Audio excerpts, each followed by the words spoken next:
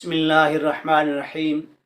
अस्सलातु वस्सलामु अलैका या सय्यदी या रसूल अल्लाह व अला आलिका व अस्हाबिका व अहले बैत व सय्यदी या खातमुन नबिय्यीन। उर्दू कलाम टीवी से खुश आमदीद।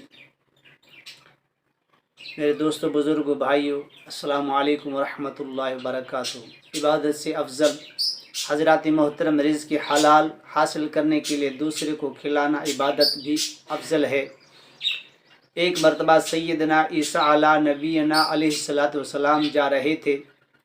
हज़रत ईसा अला नबीना अलैहिस्सलातु वस्सलाम फरमाते हैं, रास्ते में मैंने एक शख्स को देखा। फरमाया, तू क्या करता है? उसने कहा, या नबी अल्लाह, मैं हर वक्त इबादत करता हूँ, अल्लाह करता हूँ और सजदे करता हूँ, नमाज पढ़ता हूँ, क़ियाम करता हूँ, इबादत गुजार हूँ। तो सैयदना ईसा अला नबी अलैहिस्सलातु वस्सलाम फरमाते हैं कि मैंने पूछा, तो रोटी कहाँ से खाता है? उसने कहा, मेरा एक भाई है, वह अल्लाह के करम से कारोबार करता है और मुझे रोटी वही मुहैया करता है। हज़रत ईसा अला नबी अलैहिस्सलातु वस्सलाम ने फरमाया, याद रखो, तेरा भाई तुझसे ज़्यादा इबादत गुजार है और बड़ा आबिद है।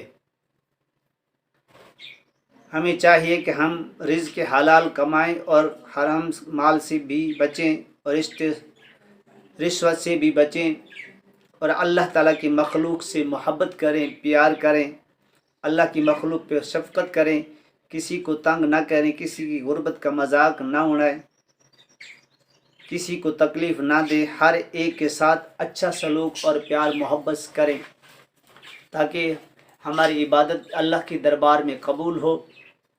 अल्लाह की मखलूक से हम मोहब्बत करें, अल्लाह वालों से प्यार करें। इसी तरह हज़रत हसन बसरी रज़ी अल्लाह ताला अन्हु फरमाते हैं, खिदमत में अर्ज़ किया गया कि फ़लाँ शख्स आपकी ग़िबत करता है। आप ताज़ा खजूर टोकरा उसको भिजवा दिया और फरमाया, तुझे मालूम है कि तुमने अपनी नेकियां मुझे हदिया कर दी, लिहाजा मैंने दुनिया में इसका बदला दुनिया पसंद किया है, लिहाजा ये खजूर कबूल फरमाएं।